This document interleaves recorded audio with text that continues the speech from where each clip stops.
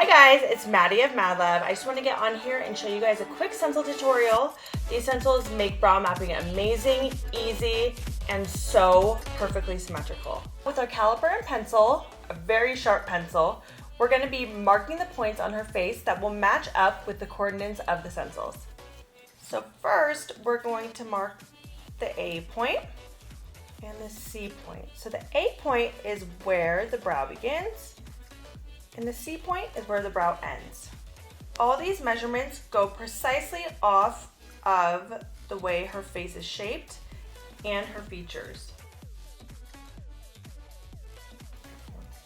All right, so for the other A point, we are going to mark that. We want to make sure that your pencil is straight up and down and that you're really making a precise line so there's no really guessing when it comes to actually laying the stencil down.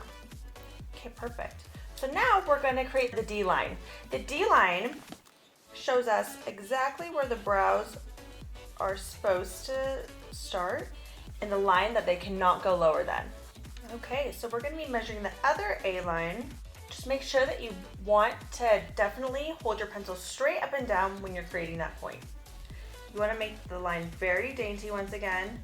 And you definitely want to make sure that both brows are the same distance. So you're going to measure one, make sure that both brows are the exact same. Perfect.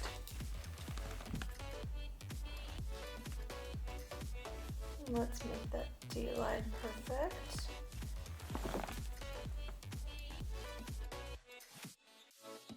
All right, and then we're going to be creating the D line. The D line is the line that basically ensures that you're not going to go too low. A brow that's too low can make your brows look furrowed, and a brow that's too long can make your brows can make you kind of look like Eeyore. You don't want to look like Eeyore, you want to look happy, and a youthful brow will go to the C line as well. So you want to make sure that it's never any lower than the D line, never any longer than the C line, that it's never too far apart from the A line or too far in, which could make you look cross-eyed, and that's not good either.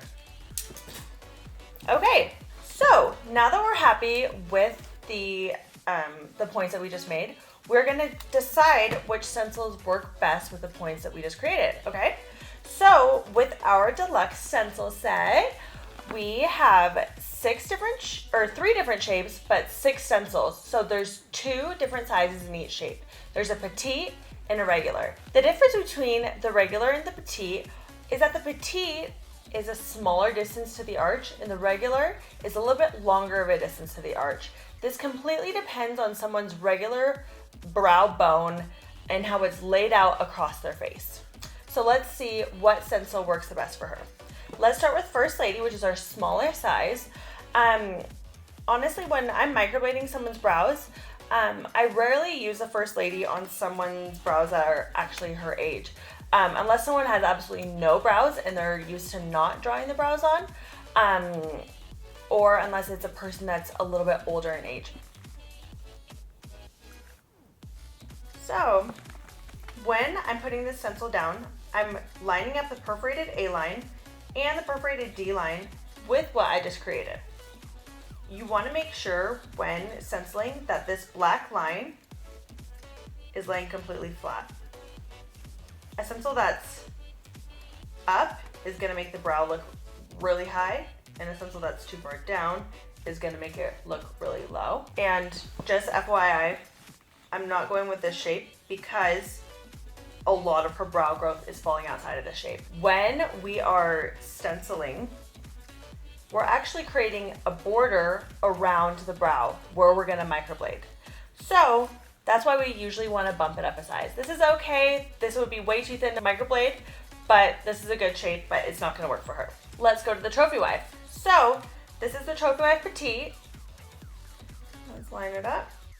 Now this stencil looks a little bit too small in the arch. This arch comes in a little bit too much for what her natural brow bone wants to have. And so we're gonna try the Trophy Wife regular. I feel like that will be a really good fit. looks like we have a winner, folks. Trophy Wife Regular is awesome. This is a great fit. Do you see how the B point is just laying perfectly on that arch? The regular arch where the brow bone wants the arch to be, it's just great. Now, do you see how the C point on the stencil goes a little bit longer than her regular growth? That's totally fine, and I'm gonna show you guys how to kind of tighten it in if it's a little bit too long for the mapping. For all intents and purposes, let's go to the socialite. I feel like this will be a really good learning lesson for you guys to kind of decipher. The Trophy Wife and socialite are so close in size that this can get a little bit tricky, but it's really simple. I'll just show you kind of how to decipher against the socialite. So let's start with the socialite petite. Now, do you see how much white space we would have to fill in? And this arch is a little bit too small. This would be a little bit too drastic for the brow that I would want to microblade. This is more for a girl that has a very full brow growth, or for, you know, a person that has bigger features that could handle a bigger brow. I kind of call this like a Kylie Jenner brow. It's very on trend. But if a person doesn't have that much brow growth, even if they do fill their brows in at first, I would still go Trophy Wife, and then you can always go bigger than touch up. So let's see the Trophy Wife, or the socialite regular. Yep, and see, that's way too much. She would be looking way too heavy in the brows, which would actually make her eyes less appealing. Without further ado, let me stencil on the Trophy Wife regular. So with a super, super, super, super sharp pencil, we want to start tracing the stencil. All right, so we're gonna be aligning our points. Make sure, once again, that this black line is laying straight. It's not laying too high, and it's not laying too low. And then once you get to a point where you feel comfortable, use the very tip of the pencil and glide, holding the pencil straight up and down, glide the side of the pencil against the stencil. Pencil and stencil are very close words to each other. Okay. Now on the bottom, you're going to do the same. And then on the bottom line, you want to angle the pencil in towards you. Look how amazing that looks and how easy and fast that was. Now, let's do the other side. So we turn the stencil over. The white side is on the right. And you're just going to do the same thing. It's still see-through, so you still have the perforation that you can see everything. You want to make sure that that T right here, where you tee it up, is really crisp so you can achieve as much symmetry as possible. Then holding the stencil, holding your pencil straight up and down, you'll be just gliding right against it. A really good piece of advice that I have for you while holding the stencil and marking with the pencil is the harder you push, the worse the brow is going to look in the long run. Because if you do press hard, there's a chance that the skin can buckle inside of the stencil and kind of push the skin through the stencil, making it like a really weird shape when it comes off. Seriously, you guys, this takes about 30 seconds and is so perfect, so symmetrical, and these brow stencils will change everything with your microblading. So now that we've stenciled her brows, we are going to tinkle razor them before microblading. With the tinkle razor, well, I recommend the tinkle razor. You don't have to use a tinkle razor. You can wax them. I just prefer the tinkle razor just for the pure fact that when I'm microblading, my client is not going to be, you know, nearing their pain threshold too soon.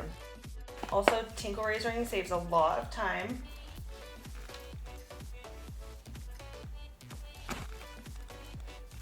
All right, and with the stray hairs, I kind of like to just comb them away. This is probably top 10 things that are like so refreshing to me.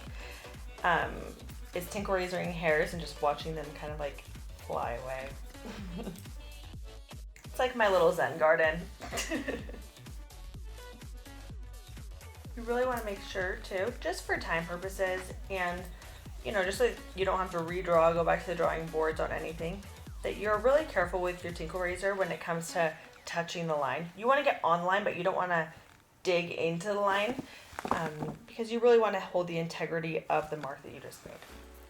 What's really going to set you up for success for your microblading appointments as well, other than the use of the stencil, is really just making sure that the hair is trimmed and that all of the brow hairs, even on the line, are completely cleaned up and taken out if they are on the line or outside of the line. This shape is going to be so gorgeous on her. I cannot wait to see what it looks like.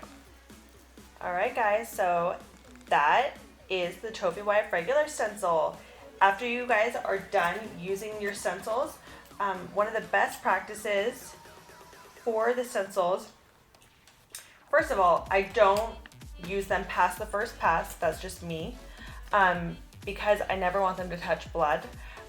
That way I can sterilize them and sanitize them with a Lysol wipe or any kind of cleaning solution, Dawn dish soap, warm soap, anything that doesn't have a solution in it that will strip the lettering off of the stencil is a-okay. All right, guys, thank you so much for joining me. I'm so excited to microblade her brows. We are set up for success with this amazing brow mapping using the Madluvv stencil. Makes it so easy, so symmetrical every time.